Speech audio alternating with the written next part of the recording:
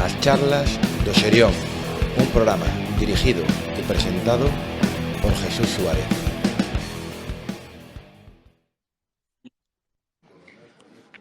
Bueno, boas tardes a todos, benvidos e benvidas ás charlas do Xerión. Esta é a segunda conversa que vou manter cos candidatos á alcaldía da Coruña. Neste caso estou con Xan Xove da Marea Atlántica, e para mí, sempre que digo, é un privilexio estar neste edificio da 11 da Coruña, a Delegación Territorial de Galicia da 11, porque, bueno, levo aquí xa casi 23 anos formando parte desta familia que axuda a moitísima xente, como a min, cando cheguei aí con 20 e poucos, non? Porque bueno, dixeronme que iba a perder a vista.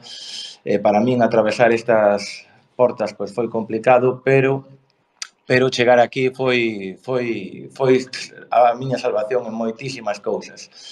Así que nada, benvidos a este auditorio, estou encantado de estar aquí. E bueno, hoxe temos, como tivemos o martes pasado a Paco Jorquera do BNG, pois hoxe pois toca estar con Xan. Xan, moi boas. Boas tardes e moitísimas gracias polo convite, Jesús, e moitas gracias a ONCE por ceder este espazo que efectivamente tan bon traballo fai para esta cidade. Habías estado aquí algunha vez? Sí, estivera varias veces en debates, conferencias, charlas de todo tipo. A verdade é que é un lugar moi agradable. E bueno, xa sabes, estas charlas non son moi políticas, senón máis ben son un sentido máis perfil persoal, para coñecer pois a Xan como persoa, que igual moita xente se a coñece, pero outra moita xente pois non a coñece. Pois eu a disposición das túas preguntas. Creo que eres a miña quinta, non? Do 77. Sí, bon ano, Din que é un ano de bombiño, unha colleita excelente. Ora chámanos boomers ou algo así, din, non? Sí, boomers, efectivamente, sí. Xa non sei cantas xeracións pasaron despois de nós, pero sí, somos boomers, por pouco, Pero bueno, despois, bueno, pois fui rebuscando, non, na historia de Xan, non? Non é un CTV como se din, non? Pero un é onde pace, non onde nace, pero naciche en Viveiro, non? Efectivamente, nacín en Viveiro porque miña nai, que é de Viveiro, estaba nese momento ali, meu pai das Fragas do Eume, de Xestoso, foi ali a traballar, ali se coñeceron, e ali nacín eu. Despois, meu pai andivo ao mar, miña nai traballou en outros oficios, e chegou un momento que miña nai dixolle ao meu pai: bueno, xa está ben de andar polo gran sol, volve para a terra, vamos a buscarnos outro oficio, vamos a buscarnos outra ocupación, e, bueno, decidiron virse para a Coruña, e eu con 6, 7 aniños, pois xa cheguei a Coruña con outro meu irmão Andrés. Despois meu irmão pequeno de todo mangallón que mide 2,15 xa naceu aquí na Coruña, pero, bueno, efectivamente, somos deses coruñeses e coruñesas que fomos poboando todos os barrios da Coruña, como o barrio da Agra do Orzán, que daquela, pois non sei canta xente había originaria ao 100% da Coruña, pero a maior parte da xente era da Costa da Morte. De feito, para min, que viña de Viveiro, escoitar aos veciños e as veciñas falar, pois resultábame bastante chocante, porque tiñan un acento e unha sonoridade que a min me resultaba así un pouco diferente, pero, bueno, sí, a verdade, somos da Coruña. O Gallá me poidera considerar de Viveiro, porque tivera algún tipo, digamos, de vínculo con Viveiro, pero moi pouco. Bueno, como ben decías, moi vencellado o mundo do mar, non? Por parte dos teus pais, nome dos teus pais? Meu pai chamase Juan, miña nai chamase Maruxa. E, bueno, meu pai andivo ao mar porque a familia da miña nai toda eran mariñeiros de Viveiro. Miña avoa traballou nunha conserveira, entre outros moitos oficios. Entón, bueno, pois sí, houve aquela época de ir ao mar, nun ano onde moitas persoas iban ao mar, porque, bueno, se gañaba ben de cartos. Por hoxe, pois, moito do sector da pesca, pois, lamentablemente foi a menos, ou foi desmantelado, ou os caladoiros moveronse a outro lugar, pero, bueno, naquele momento, pois, era un sector potentísimo. Como anécdota, como paradoxa, meu pai era o único do barco que sabía nadar. Era o único do barco que sabía nadar porque aprendera no río, nas Fragas do Eume. Ele era originario das Fragas do Eume de Xestoso e era o único que sabía nadar. Todo o resto de mariñeiros que acompañaban a Irlanda a pescar ao gran sol, ningún sabía nadar, para que nos tamén fagamos unha idea do que era a realidade do mar naquele momento. E chegas con 7 anos, non? 8 anos ali a zona do Agra, non? Eu son do 15.002, Monte Alto. Efectivamente. E ti chegas a ese distrito, aquí nos marcamos moito por nosa matrícula, non? Sí. E chegas aí con 7 aniños, 8 aniños, e bueno, chegas a unha cidade pois que para ti podería parecer Manhattan, non? Naquel momento, non? Sí, era tan novo que realmente non o lembro, pero sí lembro unha cousa que, por desgracia, sigue acontecendo. Eu, cando era neno, quería baixar á Praza de Pontevedra, ou xa máis tarde de neno, non con 7 anos, senón con...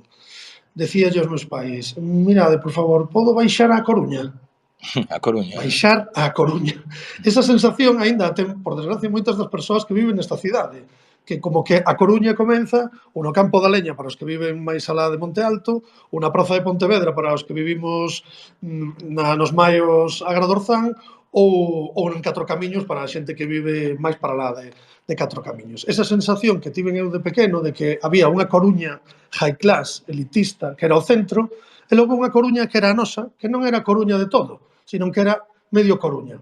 Eu, cando me preguntan, ti como te definirías? Eu defínome como un coruñés da liña 14. E por que digo isto? Porque eu nací na Agradorzán.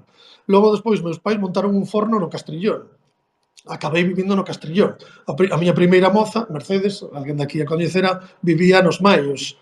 E agora vivo en Lavañou, co cal levo toda a vida vinculado á liña 14. Que xa me podrían facer socio do algún tipo de mención ou tarxeta especial vitalicia, porque levo toda a vida asociado a ese bus da liña 14. De Monte Alto, moito respeto, por suposto, para a xente de Monte Alto, ademais eu que toquei nos diplomáticos de Monte Alto como colaborador habitual durante moitísimos anos, bueno, pues aí non teño ningún tipo de problema en decir que de Monte Alto tamén levo algún recorte. Algún gen, non? Algún gen. Como quen di. E chegas aquí e, bueno, cal é a túa escola? A que escola vas? Cal é a que te vincula a ti, non? Eu fui ao Raquel Camacho e logo pasei o muro, porque está xusto pegado, e fui a Agraún. A Agraún e o Raquel Camacho, bueno, naqueles 80s, 90s, bueno, pois este barrio pois tiña moitos problemas de exclusión, de pobreza, de paro, tiña problemas grandes de familias desestructuradas, e iso tamén, bueno, pois de alguma maneira márcate a realidade que ves, non? Pois as injusticias sociais, os problemas, o fracaso escolar, non fun alleo a iso todo. De feito, eu despois deixei os estudios e retomeinos máis tarde. Pero en ese momento, para min, claro, fun ao cole e ao instituto público que me quedaba máis cerca da casa, tanto a Raquel Camacho como a Agraún. Agora, en frente ao Agraún, queren facer 3.900 vivendas dunha maneira un pouco desmesurada nun barrio que xa está ateigado, nun barrio que xa non ten zonas verdes, pero bueno, non falemos de política, falemos de... Pero máis ben vexo que, bueno, coincidindo ca charla que tive un outro día con Paco, non? Con Paco Jorquera, que el estudiou en Zalaeta, no Instituto de Zalaeta, e ese tema da... Ele é máis maior que ti, máis maior que eu tamén, pero o tema da heroína, non? Que el tamén, pois claro, xa na época en Zalaeta, pois imaginémonos, pois vamos un poquinho máis alá, non? É unha lacra que se levou por diante. Eu preguntáballe a Paco se esa lacra levouse por diante amigos seus, incluso que xogaban con el. El me dixo que non, pero sí, non?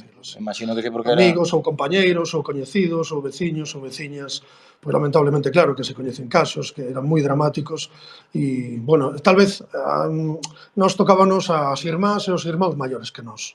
Pero claro que o vivimos, e claro que o vimos, e por desgracia compañeiros de clase que se iban metendo por aí, e, bueno, ao final, pois, lamentablemente, sí, claro que coñezo xente. Ademais, ti estás moi afincado, pois, a unha rúa, non? Que como é a rúa de Bergonda, non? Do Monasterio de Bergondo. Monasterio de Bergondo.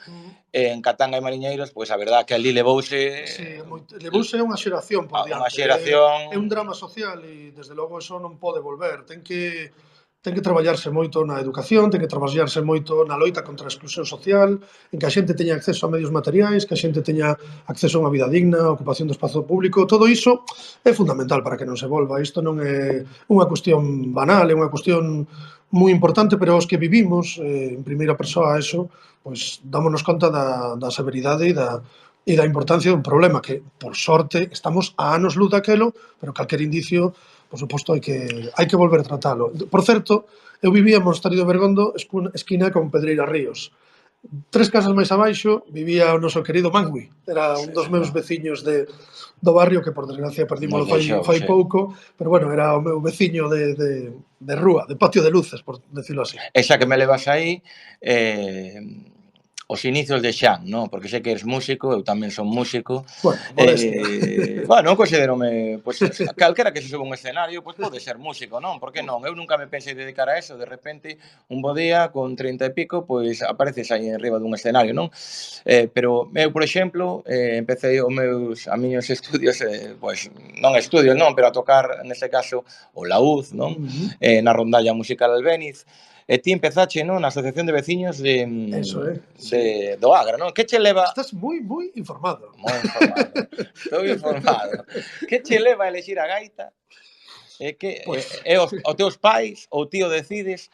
E despois que nos contes, a xente que non sabe, que había ali, porque realmente aquelo foi un xermen de moito nivel musical desta cidade. caramba, ni máis ni menos. Pois eu sí, efectivamente, chegamos á Coruña, meus pais, meu avó de Viveiro, cando era pequeno, agora non tanto, pero miraba os meus dedos longos e decía: este meu neto ten que ser ou pianista ou gaiteiro. Parecíalle que tiña esas, bueno, non sei, esas características. Entón, meus pais, pois supoño que era a oferta que había. Meus pais, supoño que me meteron en gaita porque era o que había. Así de claro, e podo decirlo, que isto tamén ten unha lectura. A sorte que a min gustoume, a sorte é que, bueno, meus pais son tolerantes á aprendizaxe dunha gaita nun piso Mosteiro de Bergondo, número 8, sétimo A.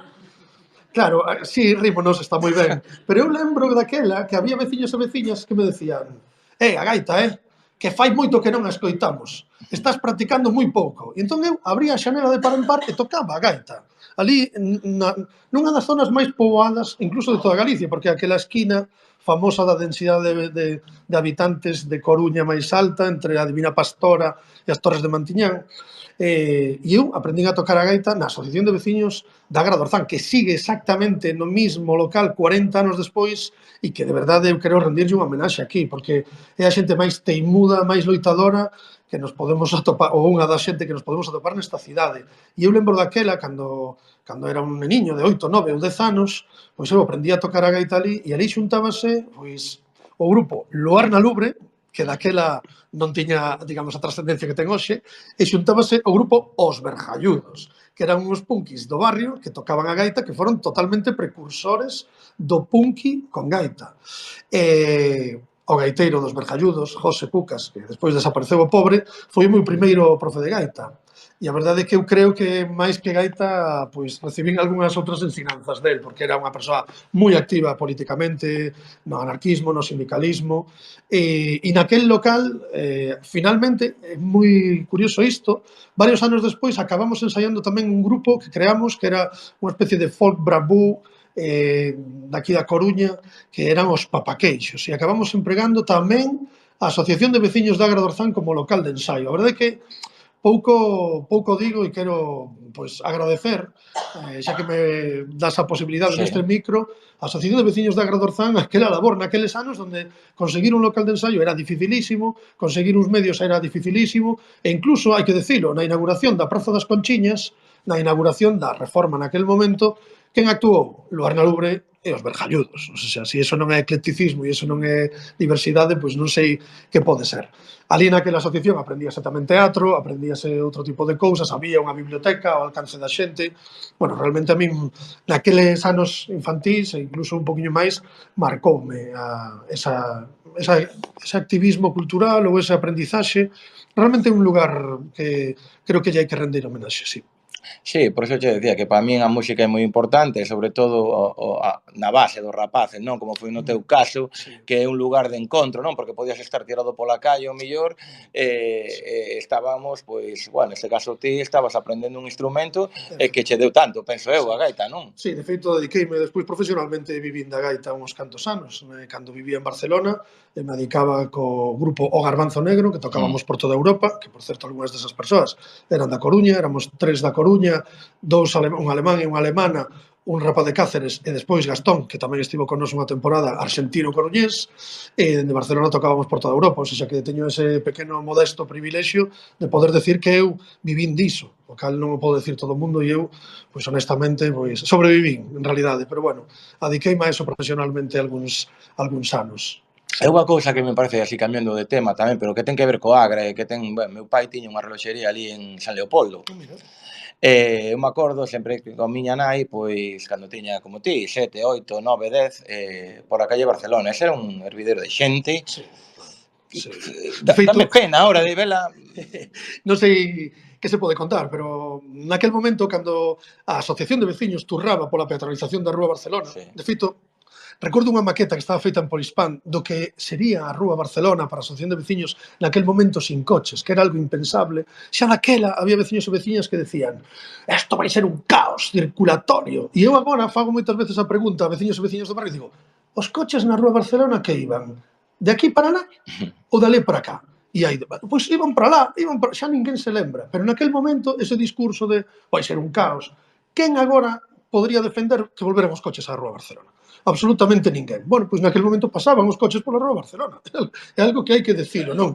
E teimudamente esa xente pois loitou por unha rúa peatonal. Quero decir que a Rúa Barcelona daquela non ten nada que ver a Rúa Barcelona que hoxe en día, aínda que xa obviamente era un fervedoiro de xente, posto que na Agra do Orzán pois sabemos por densidade de poboacións que dos barrios máis poboados da Coruña 30.000 habitantes en pouquísimos kilómetros cuadrados Sí. e iso, desde logo, necesita moitas medidas. Pero por eso quería comentarche, porque Sí, eu teño esos recordos, porque eu sí, creíme sí, por ali, pola claro, Gramela, por sí. dando voltas ca bici e tal, e me acordo que cando iba con miña nai á calle Rúa de Barcelona, aquelo era unha festa, sabes? Sí, sí, sí, Moitísimo, parecía a Rúa Real, nos seus mellores momentos, sí, sí, claro, é que é, non? Sí, sí, sí, sí. dame agora, pois dame un pouco de pena vela, non? Que vai perdendo os...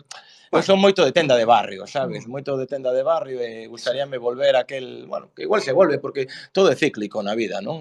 Eu espero que sí, o comercio local desde logo ten que volver.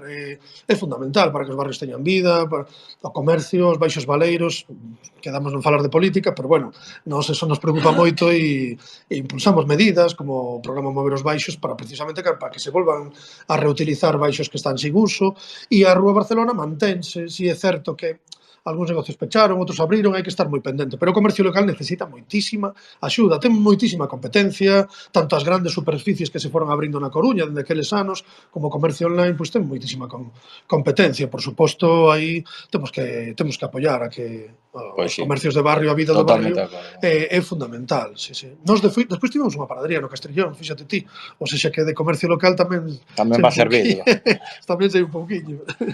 Pois volvendo a ese xa da adolescencia, non? Do instituto, do Agra, dúas preguntas fundamentalmente. A primeira é, ti pensas que que onde se vai inculcando, como lle ocurría a Paco, o tema da, pois non da política, pero sí de ser reivindicativo, de loitar contra esas cousas que non che gustan, están presentes na sociedade, pode vir desa etapa no Agra?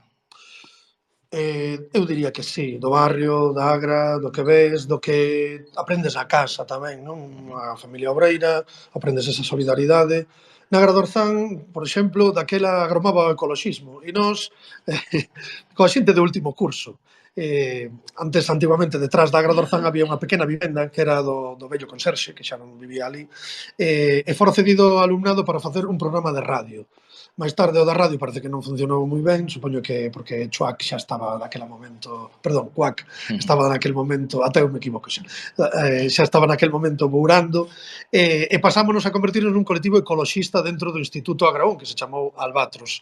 E ali facíamos educación ambiental cos peques do Raquel Camacho, dos mariñeiros, tiñamos unha aula de voo, unhas hortas, a veces facíamos excursións a plantar carballos por aí, chegamos a ir a Ribeira e por aí, se algún compañeira daqueles anos me está escoitando, pois sabrá de que falo. E ali eu creo que hai unha gran parte da miña conciencia, polo menos ambiental e social, seguramente, naceu ali naquele instituto, naquel colectivo ecoloxista de barrio que cantábamos por ali e que efectivamente, e que o local estaba na vivenda do conserxe do Instituto Agraún, co cal podo decir con claridade que sí, que efectivamente que o activismo, no meu caso, en gran parte naceu no propio instituto, físicamente incluso.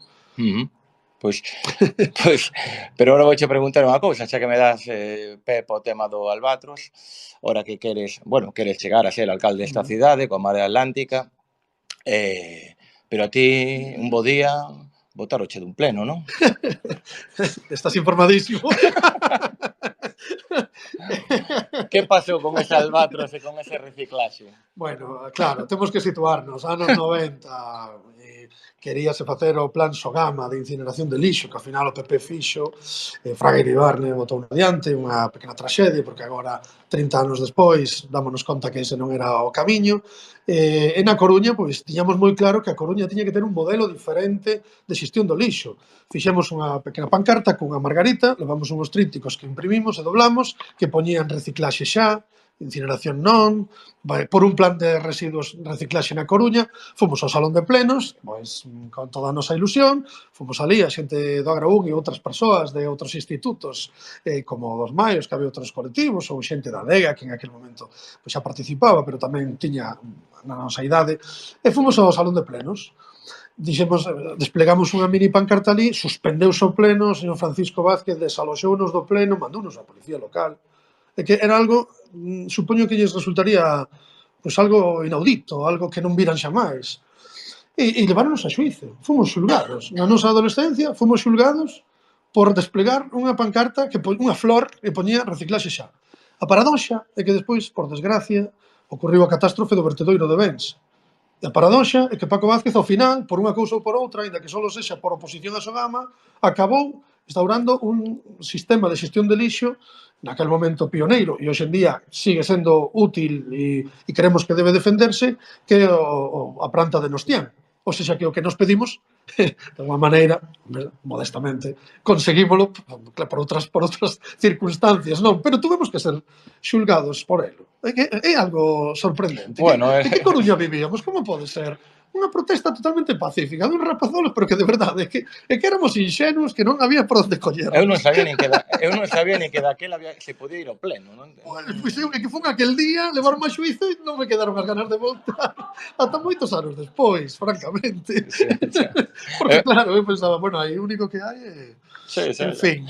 Daquela época, podemos decir, non, que aí hai unha persoa que está contigo na Marea que a coñeces desde ben novo, non, María, non? E ademais estaba xa aquí entre o público, que lle quero render tamén unha homenaxe. María, que daquela estaba nun colectivo similar no Instituto dos Maios, que se chamaba Golfiño non era, como era? Arroás, eso sabía que era un mamífero mariño, pero o nome era Bacal. E bueno, despois viñeron uns anos onde o ecologismo colleu moita forza, onde... E era, agora dámonos conta, neste momento de emerxencia climática, de graves problemas ambientais, de seca permanente, do cambio climático, da escasez de materiais, o importante que tería sido xa naqueles anos 90 coller un pouquiño de recortes e escoitar a tanta xente que en tantos lugares do planeta a vez estaban dicindo que por ese camiño non íbamos ben. E estamos agora, pois como estamos, non? Nesta emerxencia climática, neste planeta, pois que temos que coidar moitísimo máis e que con 30 anos de retraso, pero creo que é importantísimo continuar ese camiño. É moi importante, ahora está moi de moda, non? A economía circular, sabes, non? Era un pouco que facía a que se pensaba daquela, non? Sí. E bueno, cambiando de tema, ese Xan Xove, nunca mellor dito, cal era por onde solías ir de festa, cos teus amigos, cal eran os lugares, a Coruña, non? Que a xente, pois, ahora, igual, ainda, por exemplo, Paco decía que iba ao Gran Casino. Madre mía, o Gran Casino era punto 3 para mí, sabes? Bueno, claro, entonces, sí. Por eso, mira, por eso. Con todo cariño. Hai aquí un refrán galego que di: ti es daqui ou ves á festa. E eu, desde os 16, 17 anos, vou ser un pouco chulito, e eu, desde os 16 ou 17 anos, xa podía facer a terceira pregunta: ti es daqui ou ves á festa? Eu son da orquesta. Entón, claro, como xa tiñamos grupos de rock desde os 16, 17 anos, realmente xa nos encargaban facer a festa en moitísimos sitios. Co cal, aínda que obviamente na Coruña pois era habitual do Orzán e daqueles, incluso, jolín, teño que dicilo, a Cova Folk en aquel momento, onde íbamos tocar e pasábamos moi ben naquela eclosión do folk e da música tradicional. Eu, en realidade, daquela, pois xa, ao ter un grupo de música, pois viaxaba por todo o país e realmente pois son máis de festival que de paz, teño que decilo. Entón, bueno, pues tiven esa pequena sorte, non, de poder andar polos campos da festa, vivindo e coñecendo un montón de persoas en moitos lugares, escoitando moitas músicas, e iso marcoume moitísimo a miña adolescencia. Sí. Ahora que estou a falar contigo aquí, pois cando te escoito falar, como falas, como entonas, me parece moitísimo, coñezo ben a Xurxo Sí, Souto, bueno, claro. de feito falades moi É que, parecido. jolín, Xurxo e eu tocamos xuntos dende o ano 1994. Es, Algo se ten que pegar dos mestres. Pois méstrase bastante, porque ese énfasis, Pero o garbanzo negro, toda esa forma de falar, sí. é Bueno, moi... claro, no Garbanzo Negro non estaba Xurxo. Non, pero Sí. a forma de decir Sí, as palabras e tal é claro. moi parecido a cando Sí. falo con Xurxo e falo Sí. con el e tal. É que ademais Xurxo, eu cando vexo un micrófono lembro a Xurxo no programa que tiña na Tropa da A Tralla, tropa atrás, sí. na Cadena A Ser, cadena ser. onde habitualmente íbamos ali unha vez por semana e, bueno, éramos os sospeitosos habituais, andábamos por ali circulando e a verdade é que efectivamente un gran mestre da radio, da comunicación, e algún recorte, pois modestamente xa me gustaría ter collido del, como tantos anos de compañeiro de grupo. Espero que non lle importe, escoitando estas palabras. Non, xa yo mandarei, xa yo mandarei. Pasado mañán, por certo, un anuncio, teño que dicilo, bueno, non sei cando vas a emitir, estás emitindo Sí, en estás directo. emitindo, sí. Pasado mañán, para quen o escoite despois, o día O 20 20. pasado, tocamos precisamente na Agra do Orzán, no Centro Ágora, organizado pola Asociación de Veciños e o Instituto de Educación de Secundaria Ágora, ou seja, todos da casa. Facemos un concerto ali do grupo que temos agora, a banda Xangai, que, bueno, é homenaxe a Mangui, e tamén é unha posibilidade de deixar ver a xente que fai música no Instituto da Agra do Orzán, que van subir a tocar con nós. Bueno, vai ser chulo. Se alguén os escoita en directo e pode acudir, pois está convidado e convidada. E o 30 de abril, xa que estamos facendo anuncios, outra homenaxe a outro grupo no que participei eu, que son os Rexumeiros del Viña Castro, unha banda de gaitas que nos anos 90 tuvo bastante coñecemento no mundo da música tradicional, do mundo da música folk, do mundo das bandas de gaitas daquel momento, e que, bueno, pois que o día 30 de abril tamén hai un chamamento para facer unha pequena homenaxe no propio Castro del Viña, onde tamén vai actuar Luar na Lubre. Sí, sí. Pois aí queda ese chamamento para todo. Perdón o spoiler. Bueno, pero aí queda o chamamento. E despois quería, van avanzando os anos, non? E xurde o tema da Marea, non? De montar un partido dun vale. No medio, claro, houve moitos anos onde eu vivín fora. Eu sí, tamén, sí, de alguma maneira, vivín en Barcelona, non? Moitos anos. Vivín en Barcelona e despois vivín nas Illas Baleares, en Menorca. E sí, pois aqueles anos, claro, pois despois veu o Prestige, despois antes veu o movemento anti-mili do que eu participei e tamén fui xulgado, despois veu o movemento antiglobalización, xa sei que despois veu o 15M, despois veu o sea, sí. É que te frustraba moitísimo, sobre todo loitar no tema da mar, moi vencellado coa túa familia, non? Estar, ver que, aínda que tuveses ideas boas, malas ou regulares, nunca se iba a escoitar, non? A opinión daqueles, Bueno, porque claro, decías ti que moito dano fan as maiorías absolutas, non? Bueno, as maiorías absolutas fan moito dano e ademais eu vivino en persoa directamente no Parlamento de Galicia, que sempre lembro no debate orzamentario que me tocou vivir no Parlamento de Galicia, como pode ser que un partido que ten maioría absoluta, que se presentan 1100 emendas a uns orzamentos e non se acepte ninguna. 1100 emendas non se acepta ninguna, aínda que sexa un pequeno error técnico. As maiorías absolutas, os monopartidos, os gobernos de un único partido non son positivos. Isto é unha anomalía que temos aquí na cultura política do Estado español, pero en realidade, ademais que no resto de Europa é realmente unha anomalía. Ou seja, temos que aprender a dialogar, a negociar e a integrar en gobernos a diferentes puntos de vista, a diferentes enfoques, porque son moitísimo máis representativos do que é a realidade da sociedade, que é moi plural, é moi diversa. E entón, pois sí, as maiorías absolutas, e claro, por suposto, falas daquel PP, non? Con aquelas maiorías absolutas, a segunda maioría absoluta de Aznar, que, entre outras cousas, veuse abaixo polo non a guerra, polo plan ideolóxico e a nosa parte que nos toca, pois polo Prestige, polo nunca máis, pola burla negra, pola indignación popular, pola manipulación mediática, por todos eses milleiros de persoas que viñeron botaron a mau a limpar a costa. Eu daquela xa vivía en Barcelona, pero trasladeime aquí, obviamente, varios meses, e estiven aquí participando activamente na burla negra e nas propias praias, limpando, recollendo aves petroleadas, que por desgracia xa tiñamos experiencia aquí do Mar Exeo, que xa nos tocara ao ecoloxismo local, xa nos tocara ir buscar aves petroleadas no Mar Exeo,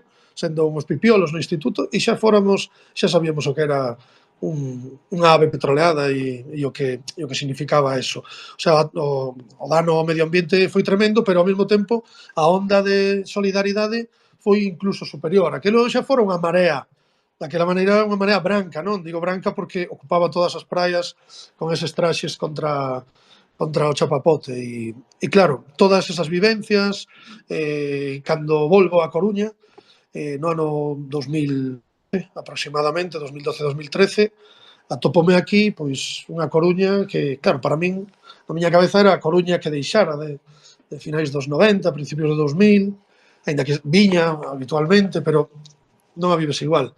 E de repente agroma a marea, non? E claro, para min foi, bueno, é que foi unha sintonía total desde o primeiro Pero como momento. xurde ese proxecto? Como nace da raíz? Como Bueno, é... eu fun convocado a ir á Ribeira do Cómaro un día de verán do ano 2014 e ali acudín, con curiosidade.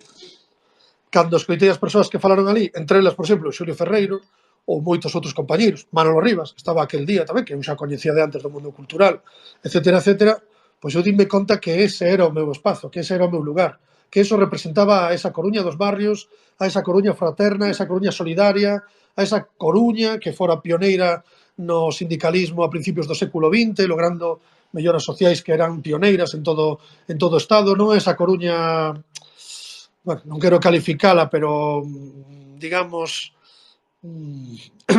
máis bazquista, casposa, acartonada, provinciana, non?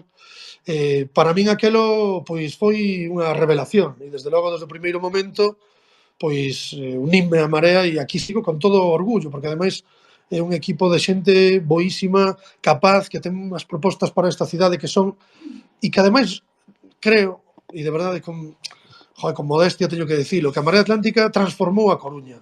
Xa hai cousas que non teñen volta atrás dende que gobernou a Marea Atlántica.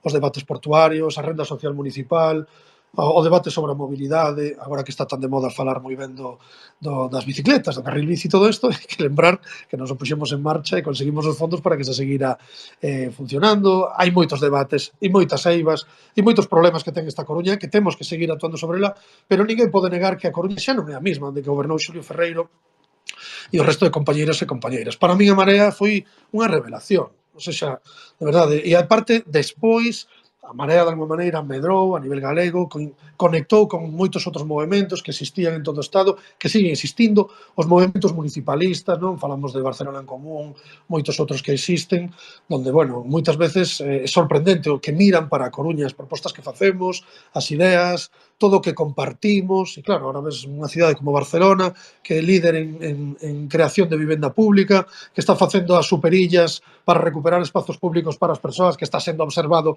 con envexa por todo o mundo. E, bueno, nos queremos unha Coruña que siga un pouco ese camiño, é o camiño que queremos. E unha Coruña, ademais, que non comence na Praza de Pontevedra, non? Unha Coruña que a xente pode decir vou subir á Coruña. Igual que o Neno decía, vou baixar a Coruña, ou podo baixar a Coruña, que cando vai a Rúa Barcelona ou vai a Durmideiras diga, mira, vou subir á Coruña, non? O sea, esa Coruña un pouco máis global, equitativa, global e que se entenda na súa complexidade, non barrios de primeira, de segunda e de quinta división, que é o que por desgracia pois seguimos vendo e este goberno pois levounos por ese camiño, por desgracia. E ora dúas preguntas en relación a eso. Eu desde fora, non? Desde que vexo de fora, eu non estou moi vincellado ao tema político, pero sí que sigo e intento preocuparme polo que ocurre, non, na cidade, porque vivo nesta cidade, moita xente igual non é político, pero sí que lle gusta que a cidade este ben, o que dis ti, non? Falabas de cando xuntouse a Marea, que fuche a esas charlas, non? Que che invitaron e viche un grupo de persoas unidas, moi unidas, e de repente, agora para estas eleccións municipais, parte de Marea vaise a outro grupo político. Que ocorre aí? Non pensas que eso vai facer máis dano que axudar? Bueno, creo que eso hai que preguntarlle ás persoas que se foron. Non? Pero a túa Non a opinión, nos seguimos... pero non, se ti Sí. realmente crees que pode facerlle dano a Marea neste caso? Bueno, non nos preocupa que lle faga dano a Marea, nos preocupa que lle faga dano á cidade da Coruña. O sea, nos a Marea, ademais témolo moi claro. De feito, as persoas que non repiten, que non se presentan, que non se van, cumplen un código ético onde os 8 anos é a limitación Sí. onde podes estar nun cargo público na Marea Atlántica. Co cal nos temos uns compromisos éticos, a Marea sigue tendo o mismo espírito de confluencia, de unir, de agrupar, de sumar, que tiñamos no 2014 cando nacimos. Se hai persoas que non entenden así, pois teñen que explicalos ás persoas. Eu creo que sí, que é negativo para a cidade da Coruña, pero nós en Marea Atlántica somos unha proposta democrática, fixemos as nosas primarias, temos os nosos procesos, temos as nosas propostas, e se alguén non coincide con elas, ten que explicalo. Nos, en realidade, non seguimos no mesmo sitio, intentando facer o mellor posible, e o que nos preocupa non é o que pase coa Marea. O que nos preocupa é o que pasa coa cidade da Coruña, que goberno vai sair das urnas o 28 de maio, como se vai compoñer o novo goberno da Coruña, porque entendemos que ten que haber un revulsivo. E iso é o que nos preocupa, traballar para facer as mellores propostas, contactar con todas as entidades, as persoas, os grupos, visitar todos os barrios, e en eso, nos estes días temos un hashtag que é a Marea non para, e nos non paramos, o sea, non se escoitará na Marea xerar ruído, nin falar de este, nin daquel, nin daquela, nin de arriba, nin de abajo, nin del jarrón, nin del outro. Nos estamos ao que hai que estar, indo por todos os barrios, indo por todas as entidades, a 4 de 5 xuntanzas diarias, un grupo de persoas que o teñen clarísimo, que a Coruña sempre por diante, e que eso é o que nos ocupa e que nos preocupa. E o que fagan outras persoas, pues claro, non me podo, quero decir, non... Sí, non ten que ver contigo, nin ca Marea. Francamente, nos... Pero a segunda pregunta que che quería facer, o tema de varios partidos, o sea, eu opinión que vai ser unhas eleccións duras, sabes, van a ser duras, pero ti crees que a cidade e os grupos, Marea, PP, PSOE, Podemos, todos os que están aí, estades preparados para me decías que a maioría absoluta pois non é boa, non? Pero se están preparados os partidos para ter un xogo, sabes, un reparte unhas cartas, outros reparten outras, porque eu vexo a veces nos plenos pois que non se aportan moitas cousas, que cada un, sabes? Non estou de acordo, de feito, a Marea Atlántica está nunha oposición imprescindible. Quero dicir, o goberno está en minoría. A Marea Atlántica, ata recentemente, no pleno da cidade da Coruña, o goberno podía escoller, aprobar as cousas coa Marea Atlántica ou co Partido Popular. Non había máis opcións. Xa. Non daban os números por ningún outro lugar. Nos aprobamos 2 orzamentos ao goberno de Inés Rei. O sea, o diálogo existe e estamos sendo útiles para a cidade da Coruña. Claro, depois, quen ten que cumplir é o goberno. Se o goberno non cumple, o goberno non é a Marea Atlántica. A Marea Atlántica é a oposición, unha oposición útil, unha oposición constructiva, unha oposición razonable que fai propostas, pero ao final quen ten que cumplir é o goberno. Nós tamén gobernamos en minoría, tamén tiñamos que dialogar. E para nós era moito máis difícil, porque daquela o PSOE pois parecía máis interesado en bloquear a cidade, aínda, quero dicir, de alguma maneira, pois non axudar a Marea, aínda que eso significara bloquear a cidade, poñer pausa rodas na cidade, pero a Marea Atlántica non somos así, non somos todos iguais, e, por suposto, a Marea Atlántica non vai nin a bloquear nada, nin vai a opoñerse nada que sexa beneficioso para o conxunto da cidadanía. E a proba é que aprobamos 2 orzamentos ao goberno de Inés Rei. Ademais, vouche dar un dato. Aquí, cando foi o momento tan duro do COVID, o momento tan duro do confinamento, houbo consenso unánime de todos os grupos de facer piña, porque o primeiro de todo, o máis importante, era que a cidade saíra adiante. Aprobáronse os Presco, aprobáronse os bonos cultura, aprobouse un montón de medidas unánimes por todos os grupos, onde a Marea Atlántica estivemos aí facendo propostas encima da mesa para beneficiar o comercio local, para beneficiar o sector cultural, para axudar as persoas, etcétera, etcétera. E non só iso, sino que sei de boa tinta que moitas das persoas da Marea Atlántica non só aí, sino que participaron activamente en grupos de axuda mutua, colaborando con toda a veciñanza. Todo o mundo fixo o que puido. Pero, en realidade, o diálogo existe. E se non se cumplen os acordos aos que chegas co goberno, obviamente hai que dicilo. Pero é o goberno que non os cumple. Non é porque non haxa diálogo. Agora hai un problema gravísimo de vivenda. Nos orzamentos de 2022 acordamos con Inerrey 9 millóns de euros que foron consignados nos orzamentos para plans de vivenda pública, bolsas de alugueiro a prezo asequible, etcétera, etcétera. Non moveron ningún euro. Claro, pero eso quero decir, nos dialogamos, puxemos en marcha o proxecto e en todo caso teremos que ser críticos co goberno porque non o pon adiante. Por eso nós entendemos que a Marea Atlántica ten que volver en maio a gobernar a cidade da Coruña, porque ademais, cando chegou a Inerrey ao goberno dixo: a Marea ten moi boas ideas, pero non saben xestionar. Vámoslo facer nós. O resultado está á vista. O sea, a peor ejecución orzamentaria en décadas, proxecto, bueno, goberno partido pola metade, bueno, por poñer un pouco de humor no asunto, aínda que é un drama, Inerrey chegou aquí prometendo un ferry a Inglaterra. E non foi capaz de facer un carril bus en Juan Flórez. Eu creo que a comparativa é bastante obvia.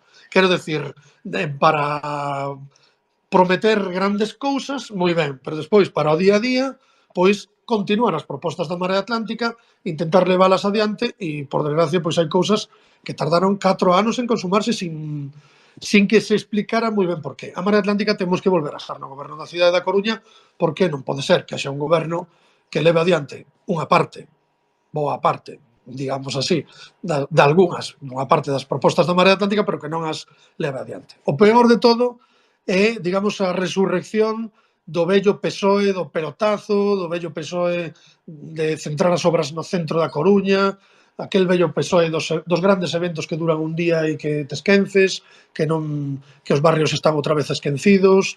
Eso é o peor de todo. Isto sí que nos aí vemos que é importante tamén que o novo goberno que saia pois tente evitar ese goberno que nos recorda, por desgracia, aquel cheiriño a naftalina que tiña aquela Coruña na que nos criamos nós. Non? Danlle un xiro, non? Vamos a volver á parte máis persoal. Non te vai dar pena deixar ser carteiro rural en Oleiros? Bueno, a verdade, mira, vouche confesar unha cousa que ademais sonará un pouco raro, pero dende fai... Non, de feito, dende fai 20 días xa non son carteiro rural en Oleiros. Porque pedín o traslado a Coruña e deronme agora a praza de Durmideiras. Ou seja, que agora teño que borrar o de carteiro rural de todas partes. En realidade, a min me encanta decir que son carteiro rural, porque eu fui un representante do persoal moitísimos anos en Correos. Correos é un servicio público que está esmorecendo e o máis bonito pois é ese correo rural, non ese correo que vai polas vilas, polas aldeas, e iso é o que máis me gusta. Por eso, eu, en realidade, en Correos fixen moitas cousas. Fui director de oficina, fixen un montón de cousas en Correos. Pero sempre me gusta poñer carteiro rural, porque a pesar de que, de alguma maneira, laboralmente, antigamente, agora xa non, pero era considerado como escalafón máis baixo, pero eu quero recoñecerme como carteiro rural. De feito, fui un carteiro rural en Menorca, que aquelo, bueno, pues ten un certo halo de, digamos, romántico ou emotivo, porque claro, vivir en Menorca está ben, pero ser carteiro rural en Menorca xa, pero decir, bueno, eso é unha non todo mundo pode decir. Agora estás en Durmideiras.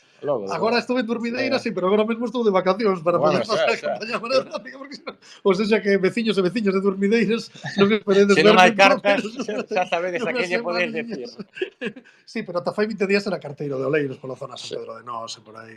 Sí, a verdade que orgulloso. A min é un traballo que me encanta. E ahora que estás de vacacións, non? Tes tempo, bueno, pues, para isto que estamos aquí, para o tema todo da campaña, non?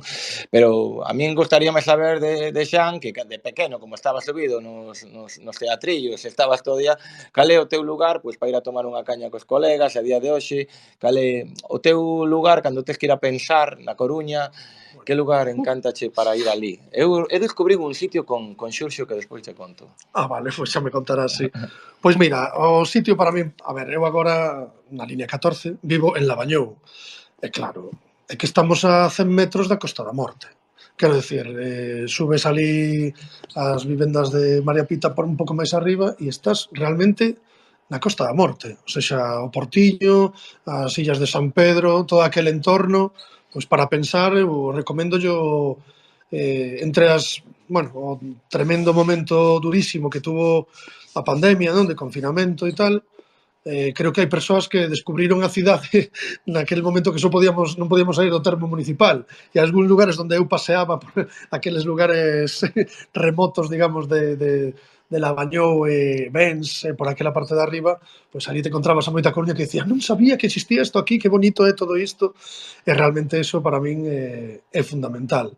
E bueno, no meu barrio, pois en Lavañou hai varias bodegas de referencia que che podría recomendar. Sí, que Desde as bodegas do Bao ata as claro. bodegas Boi Morto, incluso os Ventíns, que están frente á miña casa, que ten unha terraza fantástica. O sea, xa que para tomar un vermú, pois podemos vernos por ali cerca de Así, onde vivo eu, que é un lugar maravilloso, na Praza da Tolerancia. pois eu con Xurxo, que che quería comentar, que cando fixemos o de xente de barrio, non? Eu nací na vereda do Polvorín, no número 38, ao lado do bar Polvorín, ademais. Sí, Ora sí. hai antes eran Caixas Baixas. Me levou, que non me recordaba, porque eu bueno, baixei de pequeniño para a zona de Zalaeta e tal, levoume a Pena da Vixía. Ah, sí, Un efectivamente. sitio Sí, namorado da Pena da sí, Vixía, que sí, queren cambiarlle de nome, sí, Xurxo sí, sí, sempre anda loitando sí, por non cambiarlle de nome, que isto é a Pena da sí, Vixía. sí, sí. E a verdade é que te subes ali no lugar máis Mm, alto de Monte Alto sí. e Precioso. E un lugar que ademais habría que aproveitalo, é unha reivindicación da veciñanza, facer sí. algo ali para aproveitar o lugar, así como en medio de outros lugares un pouco tal vez desaproveitado, non? E realmente, sí, Está a moi Pena da Vixía, silvestre ahora a día de hoxe, está sí, moi sí, salvaxe, sí, como sí, quen di. sí. Pero sí que é bonito Un subir lugar ali. precioso, sí, desde logo, Tes desde logo. bueno, ahora están as casas ali, o tema da agua, pero bueno, aquí aquel O non sei, depósito da auga, o non? Eso. depósito de agua que está pegado, está pegado. Sí, sí, sí, sí. Para min, cando fun con Xurxo ali, pois que che conte toda a historia da Pena da Vixía e tal. A verdade é que pasear con ele como pasear Claro, pasear cun libro é aberto. un libro aberto, é unha Sí, sí, auténtica ben o sei. maravilla. Sí, sí. Así, practicas algún deporte, non practicas deporte, gustache ir Mira, ao fútbol, bueno, non vou moito, pero agora estou indo un poquinho máis. Creo que o Depor agora hai que apoialo. Prestaronme un carné últimamente e estou indo un pouco máis. Pero vamos, que tampouco non son un gran futbolero. E teño que decir, bueno, un xa chega a certa idade onde os deportes que pode facer son o sentado ou deitado. Entonces fago un pouco de bicicleta e un pouco de natación. Quero decir, non bueno, pensemos mal, non? está Pero, ben. no, e últimamente teño que decir que aficioneime á bicicleta por diferentes momentos, por diferentes cuestións. Un deles é tamén por buscar unha mobilidade, bueno, pois máis Máis adaptada á nosa idade ou que? non, unha mobilidade útil, pero ao mesmo tempo, jolín, ambientalmente máis respetuosa, non?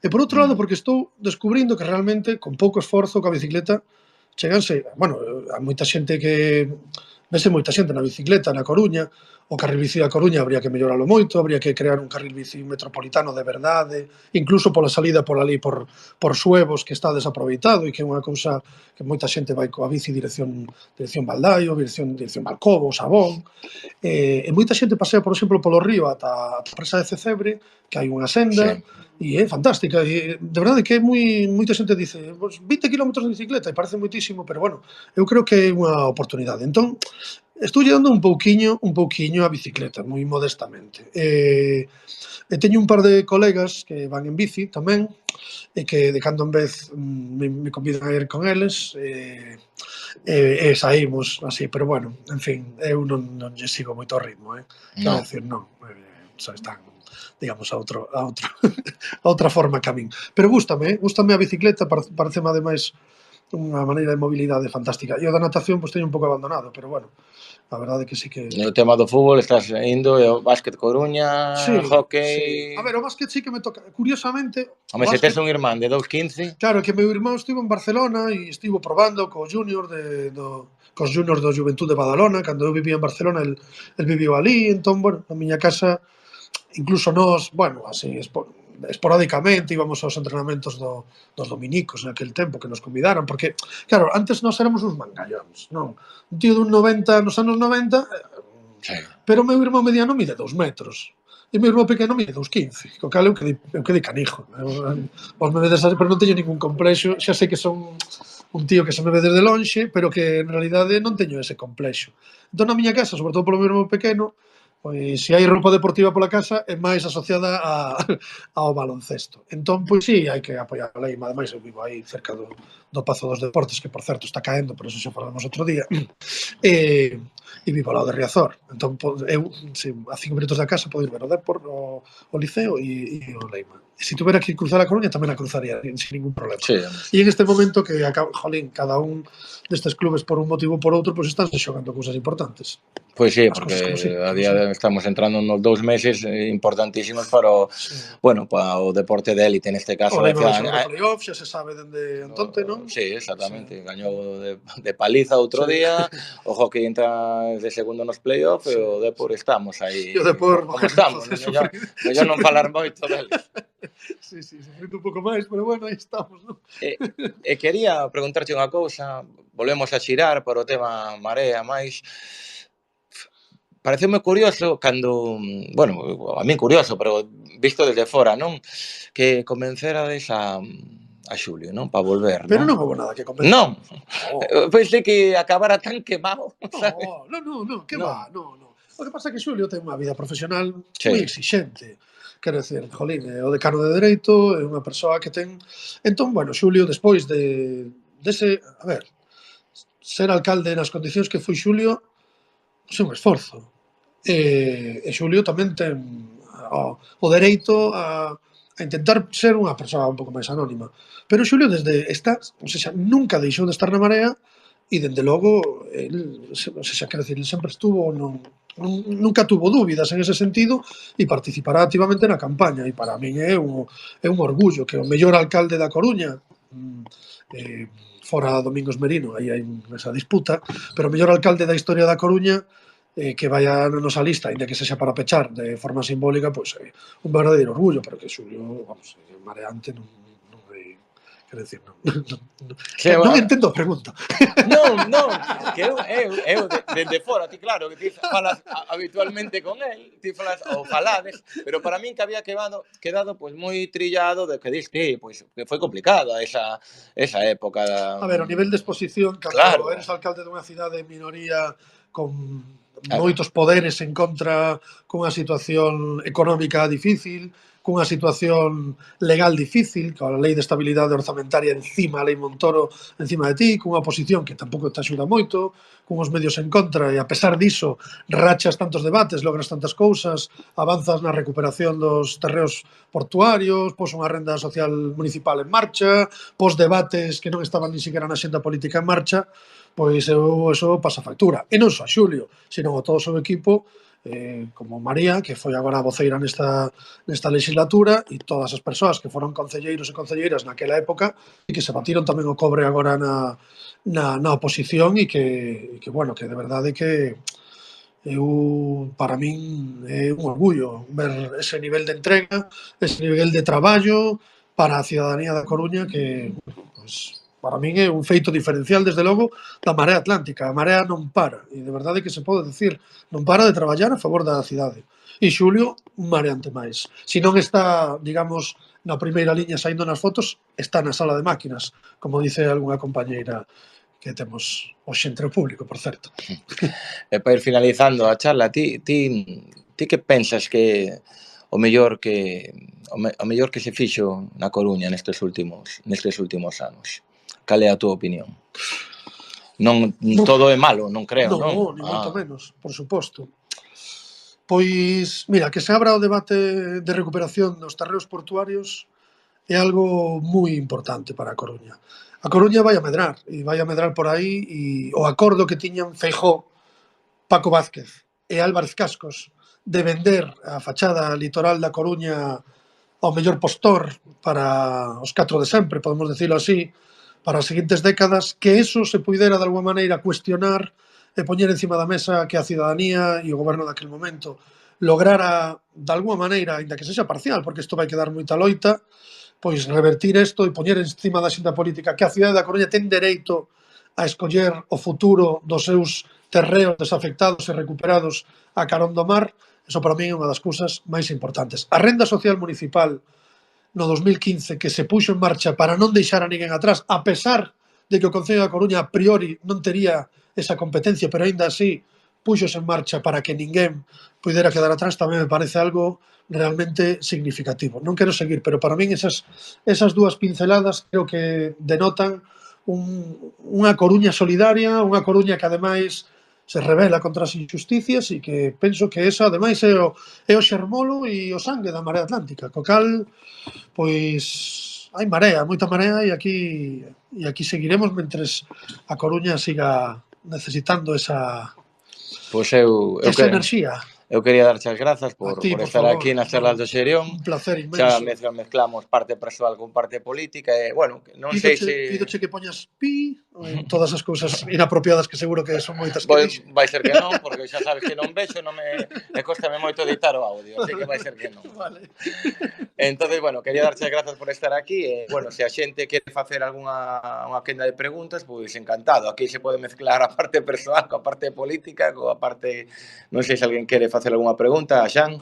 Doadiñas, Hai un micrófono, por favor. Sí? No? A ver, as preguntas pactadas que falamos antes. Hai que as teño aquí anotadas. Bueno, pois é importante. Quedou todo claro. Quedou clarísimo. Espero que a xente haya gustado a entrevista. Espero que sí. A charla, máis ben, que non son periodista, máis ben gustame charlar ca xente porque, bueno, sí, mira, desde que perdín a vista, gustame coñecer a xente como pensa, como charla, a súa voz transmite moitísimo, non? En este caso, como che contei, a túa voz transmíteme como a Xurxo Souto, a cal lle teño un cariño espectacular, sabes? É un tío do que aprendo sempre que o vexo. Non o vexo moito, pero cando o vexo, pois sempre me encanta escoitalo e, bueno, tedes aí ese ramalazo da Coruña, teño que non? decir que estamos grabando un disco, a banda Xangai, e que probablemente hoxe Guni este grabando as guitarras e Xurxo este escoitando esta entrevista. E dirá, o Xan non pode vir gravar porque está moi ocupado coa campaña, pero está aí na radio falando da Agradorzán e de Monte Alto.